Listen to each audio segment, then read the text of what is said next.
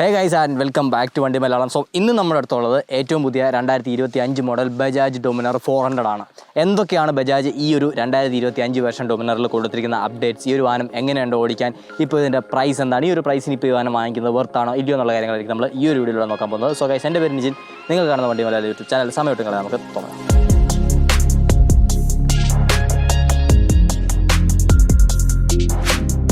2025 update വന്നു എന്ന് പറഞ്ഞാലും ഇതിലധികം ചേഞ്ചസ് ഒന്നും തന്നെ ബജാജ് വരുത്തിയിട്ടില്ല. വളരെ കുറച്ച് മാറ്റങ്ങൾ മാത്രമേ വാഹനത്തിൽ വന്നിട്ടുള്ളൂ. അപ്പോൾ ആ മാറ്റങ്ങൾ എന്തൊക്കെയാണെന്നുള്ളത് നമ്മൾ നോക്കുന്നതിന് മുമ്പേ നിങ്ങൾ അറിഞ്ഞിരിക്കേണ്ട ഒരു കാര്യമുണ്ട്. നമ്മുടെ ചാനൽ കാണുന്നതിൽ 80% ആളുകളും ചാനൽ സബ്സ്ക്രൈബ് ചെയ്യാണ്ടാണ് ഇന്ന് കണ്ടുകൊണ്ടിരിക്കുന്നത്.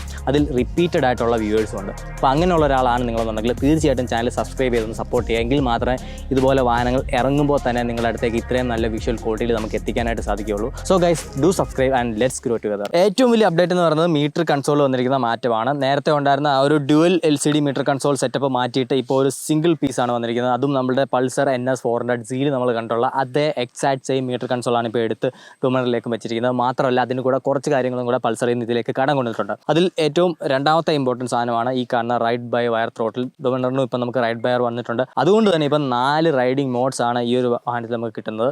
Sports, road, rain, off road എന്നിങ്ങനെ 4 മോഡ്സ് ഉണ്ട്. അതുപോലെ തന്നെ മോട്ടോർ സൈക്കിൾ ട്രാക്ഷൻ കൺട്രോളും ഇതിലേക്ക് ആഡ് ചെയ്തിട്ടുണ്ട്. ഈ ഓരോ മോഡിനനുസരിച്ചും ട്രാക്ഷൻ കൺട്രോളും ABS എഞ്ചിൻ പവറും vary ചെയ്തുകൊണ്ടേയിരിക്കും.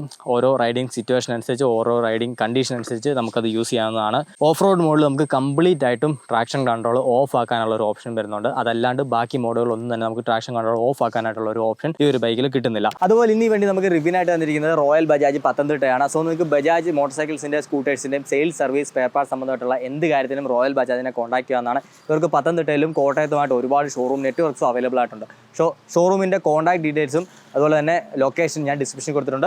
Do check it out. നമുക്കറിയാം ഓൾറെഡി ഡൊമിനർ ഒരു അടിപൊളി ടൂറിംഗ് മെഷീനാണ്. ഒരു പവർ ക്രൂസർ എന്നാണ് ഇതിനെ വിളിക്കുന്നതെങ്കിൽ ഒരു പവർ ടൂറർ എന്ന് നമുക്ക് വേണമെങ്കിൽ പറയാൻ സാധിക്കുന്ന ഒരു വാഹനമായിരുന്നു ഡൊമിനർ എന്ന് പറയുന്നത്. കാലാകാലങ്ങളായിട്ട് വേണ്ട അപ്ഡേറ്റ്സ് ഒക്കെ തന്നെ ബജാജ് ഒരു വാഹനത്തിന് കൊടുത്തും വരികയാണ്. അങ്ങനെ കൊണ്ടുവന്നിരിക്കുന്ന ഒരു അപ്ഡേറ്റ് മാത്രമാണ് ഇത് 2025 എന്ന് പറയുന്നത്. അല്ലാണ്ടൊരു എൻറ്റയർലി ന്യൂ ബൈക്കിനെ നിങ്ങൾ പ്രതീക്ഷിക്കാനേ പാടില്ല. 25 വേണ്ട അപ്ഡേറ്റ്സ് ബജാജ് എന്നും ചെയ്യുന്ന പോലെ അവരുടെ എൻറ്റയർ ലൈനപ്പിനെ അപ്ഡേറ്റ് ചെയ്യുക എന്നുള്ളൊരു സംഭവം ചെയ്തതിന് ഭാഗമായിട്ടാണ് ഇപ്പോൾ ഡൊമിനർ അവർ അപ്ഡേറ്റ് ചെയ്തിരിക്കുന്നത്. പിന്നെ സ്വിച്ച് ഗിയേഴ്സും മാറ്റം വന്നിട്ടുണ്ട്. NS 400Zയിലുള്ള അതേ സ്വിച്ച് ഗിയേഴ്സാണ് വരുന്നത്. റൈറ്റ് സൈഡിൽ നമുക്കിപ്പം Hazard light, engine kill switch and power start, അതുപോലെ തന്നെ ഹെഡ് ലാമ്പിൻ്റെ സ്വിച്ചും വരുന്നുണ്ട്. ലെഫ്റ്റ് സൈഡിൽ ഹൈ ബീം ലോ ബീം, അതുപോലെ ഒരു ജോയിസ്റ്റിക്ക് വരുന്നുണ്ട്, 4 ബട്ടൺസ് ഉള്ള ടേൺ ഇൻഡിക്കേറ്റർ, ഹോൺ പോലെയുള്ള കാര്യങ്ങളാണ് ലെഫ്റ്റിൽ വരുന്നത്. 5 സ്റ്റെപ്പ് അഡ്ജസ്റ്റബിൾ ആയിട്ടുള്ള ബ്രേക്ക് ആൻഡ് ക്ലച്ച് ലിവേഴ്സും നമുക്കിപ്പോൾ ഈ ബൈക്കിൽ കിട്ടുന്നുണ്ട്. ബാക്കിയെല്ലാം തന്നെ എക്സാക്ട് സെയിം ആണ് നമ്മുടെ പ്രീവിയസ് ജനറേഷനെ വെച്ച് കമ്പയർ ചെയ്യുമ്പോഴത്തേക്ക്. ഇനി മീറ്റർ കൺസോളിൽ വന്നിരിക്കുന്ന ഒരു മാറ്റം എങ്ങനെ ഈ ഒരു വണ്ടി അഫക്റ്റ് ചെയ്യുന്നു ചോദിച്ചു കഴിഞ്ഞാൽ കുറച്ചും കൂടെ നല്ല വിസിബിലിറ്റിയും ഇൻഫർമേഷൻസ് നമുക്ക് ഈ ഒരു പുതിയ ഡിസ്പ്ലേയിൽ നിന്ന് കിട്ടുന്നുണ്ടെന്നുള്ളതാണ് സത്യം. അതായത് പൾസറിലുള്ള ഡിസ്പ്ലേ ആണെങ്കിൽ കൂടി പൾസറിലൊരു പ്രശ്നം എന്താണെന്ന് വെച്ച് കഴിഞ്ഞാൽ അതിൻ്റെ ആ ഒരു വ്യൂയിങ് ആംഗിൾ കുറച്ചും കൂടെ ഫ്ലാറ്റ് ആണ്. അതുകൊണ്ട് തന്നെ നമുക്ക് പ്രത്യേകിച്ച് നല്ല വെയിലുള്ളപ്പോൾ ഓടിക്കുമ്പോൾ അതിൻ്റെ ഗ്ലെയർ കാരണം ഡിസ്പ്ലേ നമുക്ക് പ്രോപ്പറായിട്ട് കാണാൻ സാധിക്കില്ല, അല്ലെങ്കിൽ അതിലെ ഇൻഫർമേഷൻസ് പ്രോപ്പറായിട്ട് റീഡ് ചെയ്യാൻ സാധിക്കില്ല എന്നുള്ളൊരു പ്രശ്നം വരുന്നുണ്ടായിരുന്നു. പക്ഷേ ഡൊമിനറിൽ വരുമ്പോഴത്തേക്ക് അത് കുറച്ചും കൂടെ ബെറ്ററാണ്. കാരണം ഈ നമ്മുടെ നേരേക്ക് ചരിഞ്ഞിരിക്കുന്ന രീതിക്കാണ് ഈ ഒരു ഡിസ്പ്ലേയുടെ പൊസിഷനിങ് വന്നിരിക്കുന്നത്. അതുകൊണ്ട് തന്നെ ഏതൊരു വെതർ കണ്ടീഷനിലും ഏതൊരു ലൈറ്റിംഗ് കണ്ടീഷനിലും നമുക്ക് പ്രോപ്പറായിട്ട് അതിൽ വന്നിരിക്കുന്ന ഇൻഫർമേഷൻസൊക്കെ തന്നെ വായിച്ചെടുക്കാൻ സാധിക്കുന്നതാണ്. സെക്കൻഡറി ഡിസ്പ്ലേ എടുത്ത് കളഞ്ഞു എന്നുള്ളതാണ് മറ്റൊരു മാറ്റം വരുന്നത്. ആ ഒരു ടാങ്കിൻ്റെ എൻഡിലായിട്ട് വന്നിരുന്ന ഡിസ്പ്ലേ കംപ്ലീറ്റ് ആയിട്ട് ഒഴിവാക്കി. കാരണം അതിലുണ്ടായിരുന്ന ഡിസ്പ്ലേയും കൂടി ഇപ്പോൾ നമുക്ക് മെയിൻ സ്ക്രീനിൽ കിട്ടുന്നുണ്ട്. അപ്പം അതൊരു അൺവാണ്ടഡ് ഐറ്റമാണ് അവിടെ. അതിന് പകരം ഇപ്പോൾ ടൈപ്പ് എ ചാർജിങ് പോർട്ടാണ് ബജാജ് കൊടുത്തിരിക്കുന്നത്. അതുകൊണ്ട് തന്നെ നിങ്ങൾക്ക് ഓൺ ദ ഗോ നിങ്ങളുടെ ഡിവൈസസ് ഒക്കെ തന്നെ ഈ ഒരു വാഹനത്തിൽ കുത്തിയും ചാർജ് ചെയ്യാൻ സാധിക്കും. ഒരു നൈസ് പ്ലേസിൽ തന്നെയാണ് ഈ ഒരു ചാർജർ പൊസിഷൻ ചെയ്തിരിക്കുന്നതും. ക്യാപ്പ് ഉണ്ട്, അതുകൊണ്ട് തന്നെ മഴയോ പൊടിയോ അല്ല വെള്ളമോ പൊടിയോ ഒന്നും തന്നെ ഇറങ്ങി അത് ഡാമേജ് ആവുന്നുള്ള പേടിയും വേണ്ട. അപ്പോൾ അത്രയൊക്കെയാണ് ഈ ഒരു ഫ്രണ്ട് കോക്ക്പിറ്റ് ഏരിയയിൽ വന്നിരിക്കുന്ന ചേഞ്ചസ്. പിന്നെ ഉള്ള ഒരു ഏറ്റവും മേജർ ചേഞ്ച് എന്ന് പറയുന്നത് എഞ്ചിൻ ഭാഗത്താണ്. പവറിലോ ടോർക്കിലോ ഒന്നും വ്യത്യാസം വന്നിട്ടില്ല. പക്ഷേ കുറച്ചും കൂടെ റിഫൈൻമെൻറ്റും വാഹനത്തിൻ്റെ സൗണ്ടൊക്കെ തന്നെ നന്നായിട്ടുണ്ട് എന്ന് എനിക്കിപ്പോൾ ഫീൽ ചെയ്യുന്നുണ്ട്. കാരണം ഇപ്പോൾ ഈ എഞ്ചിൻ OBD2B കോംപ്ലൈൻ്റ് ആണ്. ഏറ്റവും പുതിയ ഗവൺമെൻറ് പൊല്യൂഷൻ നോംസുമായിട്ട് മീറ്റ് ചെയ്യുന്ന രീതിക്കാണ് ഇപ്പോൾ ഈ ഒരു എഞ്ചിൻ വന്നിരിക്കുന്നത്. സിംഗിൾ സ്പാർക്കാണ്, ഇപ്പം പഴയ പോലെയുള്ള ട്രിപ്പിൾ സ്പാർക്കോ കാര്യങ്ങളൊന്നുമല്ല. അത് കുറച്ച് നാളായിട്ട് ഇപ്പോൾ അങ്ങനെയാണ്. എന്നാലും ഒന്നുകൂടെ എടുത്ത് പറഞ്ഞു തന്നേ ഉള്ളൂ. 6 സ്പീഡ് ഗിയർ ബോക്സ് ആണ് കൊടുത്തിരിക്കുന്നത്. നല്ല ഷിഫ്റ്റിംഗ് ആയിട്ടുള്ള ഗിയർ ബോക്സ് ആണ്. സ്ലിപ്പ് ആൻഡ് അസിസ്റ്റ് ക്ലച്ചും വരുന്നുണ്ട്. സോ ഹാർഡ് ഡൗൺ ഷിഫ്റ്റുകൾ ചെയ്യുമെന്ന് പറഞ്ഞാൽ നമുക്ക് ബാക്ക് വീൽ അത്രയ്ക്ക് അങ്ങനെ ഹോപ്പായി പോകുന്നൊരു പ്രശ്നമൊന്നും നമുക്കിതിൽ വരുന്നില്ല. റിഫൈൻമെൻറ്റ് എടുത്ത് പറയേണ്ടതാണ്. കാരണം പഴയ ജനറേഷൻസ് വൈസ് കമ്പയർ ചെയ്യുമ്പോഴത്തേക്ക് നല്ല ഒരു ഇമ്പ്രൂവ്മെൻറ്റ് വന്നിട്ടുണ്ട്. എന്നാലും ഈ ഒരു 400cc ക്ലാസ്സിലെ മറ്റു വാഹനങ്ങളായിട്ട് കമ്പയർ ചെയ്യുമ്പോഴത്തേക്ക് ഡൊമിനറിന് ഇപ്പോഴും അത്യാവശ്യം വൈബ്രേഷനും കാര്യങ്ങളൊക്കെ ഉണ്ട്. പ്രത്യേകിച്ച് പില്ലിയൻ ഫുട്ബക്കിലൊക്കെ നമുക്ക് നന്നായിട്ട് ആ ഒരു തരിപ്പും വൈബ്രേഷനും ഒക്കെ തന്നെ ഫീൽ ചെയ്യാൻ സാധിക്കും.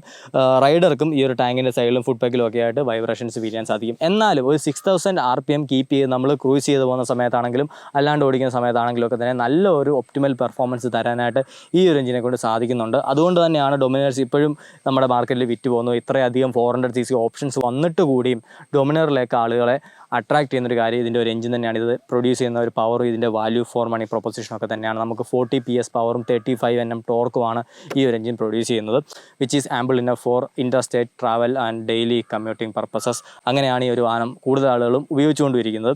ഹീറ്റിംഗ് അങ്ങനെ എനിക്ക് വലിയതായിട്ട് ഫീൽ ചെയ്തില്ല. ഫാന് കറക്റ്റ് സമയത്ത് തന്നെ കിക്കിൻ ആവുന്നുണ്ട്, ഹീറ്റ് ഡിസിപ്പേറ്റ് ആക്കി കളയുന്നുണ്ട്.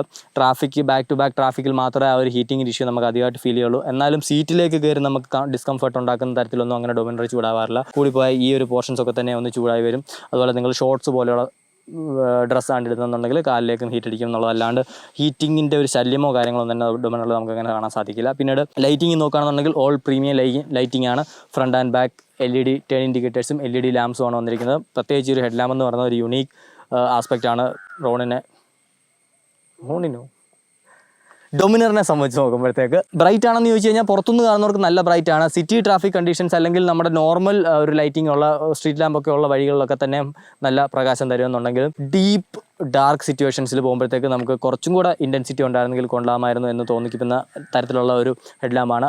ഓൾമോസ്റ്റ് എല്ലാ വാഹനങ്ങളുടെ ഇപ്പോൾ അങ്ങനെ തന്നെയാണ് വൈറ്റ് ലൈറ്റ് വരുന്നത്. നിങ്ങൾ ഹാർഡ് കോർ ടൂറിംഗ് ഒക്കെ പ്ലാൻ ചെയ്യുന്ന ആളുകളാണെന്നുണ്ടെങ്കിൽ ഓക്സിലറി ലൈറ്റ് യൂസ് ചെയ്യുന്നതാണ് എപ്പോഴും ബെറ്റർ. സസ്പെൻഷൻ നോക്കുകയാണെന്നുണ്ടെങ്കിൽ നമുക്ക് 43 mm USD സസ്പെൻഷനാണ് വരുന്നത്. എൻഡ്യൂറൻസിൻ്റെ ഭാഗത്തു നിന്നും ബാക്കിൽ നമുക്ക് ഗ്യാസ് ചാർജ്ഡ് മോണോഷോക്ക് സസ്പെൻഷൻ വരുന്നുണ്ട്. നല്ല കംഫർട്ടബിൾ ആയിട്ടുള്ള റൈഡാണ് ഗൈസ് ഡൊമിനർ ഓഫർ ചെയ്യുന്നത്. കംഫർട്ടബിൾ ആണ്, ഭയങ്കര പ്ലാൻഡ് ആണ് വണ്ടി. ഒരിടത്തും തെറിപ്പോ അടിപ്പോ നിങ്ങൾ എടുത്തെറിയോ അങ്ങനെയുള്ള ഒന്നുമില്ല. ആ ഒരു ഹെവി ഒരു പവർ ക്രൂസർ ഫീൽ നിങ്ങൾക്ക് ഇത് ഓടിക്കുമ്പോൾ കിട്ടും. എന്നാൽ നല്ല കംഫർട്ടബിൾ ആണ്. സിറ്റിയിലാണെങ്കിലും ടൂറിങ്ങിനാണെങ്കിലും വിത്ത് പില്ലൺ ആണെങ്കിലും വിത്ത് ലഗേജ് ആണെങ്കിലും എല്ലാം നിങ്ങൾക്ക് ഒരേപോലെ നല്ല കംഫർട്ടബിൾ ആയിട്ട് ഓടിച്ചുകൊണ്ട് നടക്കാൻ പറ്റുന്ന ഒരു വാഹനമാണ് ബജാജ് ഡൊമിനർ എന്ന് പറയുന്നത്. ഫ്രണ്ടിലും ബാക്കിലും നമുക്ക് ഡിസ്ക് ബ്രേക്ക് വിത്ത് ഡുവൽ ചാനൽ ABS കിട്ടുന്നുണ്ട്. ഫ്രണ്ടിൽ 320 mm ബാക്കിൽ 240 mm ഡിസ്ക് ബ്രേക്സ് ആണ് വരുന്നത്. അതുപോലെ തന്നെ ടയർ ആണെങ്കിൽ ഫ്രണ്ടിൽ 110 ബാക്കിൽ 150 വരുന്നുണ്ട്. ഇപ്പോൾ ഇതിൽ കിടക്കുന്ന MRF ടയറാണ്. പക്ഷേ ഇത് നിങ്ങൾ അപ്ഗ്രേഡ് ചെയ്ത് അപ്പോളോയിലൊക്കെ അല്ലെന്നുണ്ടെങ്കിൽ അങ്ങനെ കുറച്ചും കൂടെ പെർഫോമൻസ് എന്ന ഗ്രിപ്പ് ഓഫർ ചെയ്യുന്ന ടയറിലേക്ക് മാറുകയാണെന്നുണ്ടെങ്കിൽ ഇതിൻ്റെ ഹാൻഡ്ലിംഗ് കുറച്ചും കൂടെ ബെറ്റർ ആവും. ഹാൻഡ്ലിംഗിലേക്ക് വരുമ്പോഴും ഡൊമിനർ അടിപൊളി തന്നെയാണ്. ഇത്രയും വെയിറ്റ് ഉണ്ടെങ്കിൽ കൂടിയും നല്ല ബ്യൂട്ടിഫുൾ ആയിട്ട് ഹാൻഡിൽ ചെയ്യുന്ന ഒരു മോട്ടോർ സൈക്കിളാണ് ബജാജ് ഡൊമിനർ. നിങ്ങൾക്ക് ആ ഒരു ഹെവി ആസ്പെക്ട് ഫീൽ ചെയ്യും, എന്നാലും നിങ്ങൾക്ക് കുറേ കൂടെ ഷാർപ്പായിട്ട് ഫീൽ ചെയ്യുന്ന തരത്തിലാണ്. റോയൽ എൻഫീൽഡുകളെ പോലെ ഒരു സ്ലഗ്ഗിഷ് ആയിട്ടുള്ള ഒരു ഹാൻഡ്ലിംഗ് അല്ല ഡൊമിനറിൻ്റെ ഭാഗത്തു നിന്ന് കിട്ടുന്നത്. ആ ഒരു സ്പോർട്സ് ടൂറർ എങ്ങനെയാണോ ബിഹേവ് ചെയ്യുന്നത് ആ ഒരു രീതിക്ക് തന്നെ ഡൊമിനർ നന്നായിട്ട് ബിഹേവ് ചെയ്യും. മാത്രമല്ല റിലയബിലിറ്റി എന്ന് പറയുന്നത് എന്നും ഡൊമിനറിൻ്റെ ഒരു വലിയ സെല്ലിംഗ് പോയിന്റ് തന്നെയാണ്. ഏകദേശം 3 കോണ്ടിനെൻറ്റുകളിലായിട്ട് 19,000 സംതിങ് കിലോമീറ്റേഴ്സ് ഈ ഒരു വാഹനം ബ്രേക്ക് ഡൗൺ ഒന്നും ഇല്ലാണ്ട് ഡൊമിനർ ഒഡീസി പോലെയുള്ള റൈഡുകളൊക്കെ തന്നെ കംപ്ലീറ്റ് ചെയ്തൊരു ഐറ്റമാണ്. അതുകൊണ്ട് തന്നെ നിങ്ങൾക്ക് നന്നായിട്ട് മെയിൻറ്റെയിൻ ചെയ്തുകൊണ്ട് പോയി കഴിഞ്ഞാൽ എത്ര കിലോമീറ്റർ വേണമെന്നുണ്ടെങ്കിലും വിശ്വസിച്ച് ഓടിക്കാൻ പറ്റിയ ഒരു വാഹനമാണ് ബജാജ് ഡൊമിനർ. അതുകൊണ്ടാണ് ഇറങ്ങിയിട്ട് ഇത്രയും വർഷങ്ങളായിട്ടും വലിയ അപ്ഡേറ്റുകളൊന്നും തന്നെ വന്നിട്ടില്ലെന്നുണ്ടെങ്കിലും നന്നായിട്ട് ഈ ഒരു സെഗ്മെൻറ്റിൽ ഈ ഒരു വാഹനം വിറ്റ് പോകുന്നത്. ഇനി നമുക്ക് ഇതിൻ്റെ എക്സോസ്റ്റ് നോട്ട് ഒന്ന് കേട്ട് നോക്കാം. ഞാൻ ആദ്യം പറഞ്ഞ പോലെ ചെറിയൊരു ചേഞ്ച് എനിക്ക് ഫീൽ ചെയ്യുന്നു. കുറച്ചും കൂടെ ഒരു വിസിലിംഗ് സൗണ്ട് ബെറ്റർ ആയിട്ട് തോന്നുന്നുണ്ട്. അതുപോലെ തന്നെ മൊത്തത്തിൽ നല്ല സ്മൂത്ത് ഔട്ടായിട്ടുള്ള നല്ല ഒരു എന്താ പറയുക ഓടിക്കുമ്പോൾ നല്ല സുഖമുള്ള ഒരു സൗണ്ടാണ്. അപ്പോൾ എന്തായാലും നിങ്ങളുടെ കേട്ടിട്ട് അഭിപ്രായം പറയാം.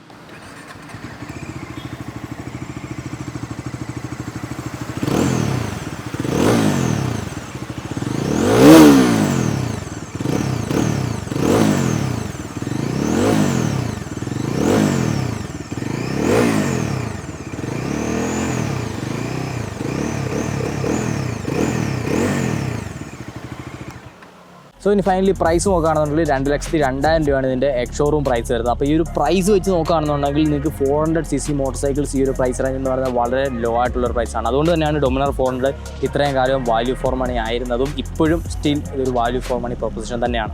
അപ്പോൾ 2025 മോഡൽ ആരെങ്കിലും എടുത്തിട്ടുണ്ടെങ്കിൽ തീർച്ചയായിട്ടും നിങ്ങളുടെ ഓണർഷിപ്പ് എക്സ്പീരിയൻസ് എന്താണെന്നുള്ളത് കമൻറ്റ് ചെയ്തേക്കുക. അതുപോലെ തന്നെ ഈ ഒരു വാഹനം വാങ്ങിക്കാൻ ഇരിക്കുന്ന ആളാണ് നിങ്ങളെന്നുണ്ടെങ്കിൽ അതും കൂടെ ഒന്ന് കമൻറ്റ് ചെയ്തേക്കുക. വീഡിയോ ഇഷ്ടപ്പെട്ടെങ്കിൽ ലൈക്ക് ചെയ്യുക. ഇനി ഇതുപോലത്തെ വീഡിയോസ് കാണാൻ നമ്മുടെ ചാനൽ മറക്കാണ്ട് സബ്സ്ക്രൈബ് ചെയ്യുക. അടുത്തൊരു വീഡിയോയിൽ മറ്റൊരു വാഹനമായിട്ട് കാണുമ്പോൾ ഇസ്മിനിജി ചാനൽ.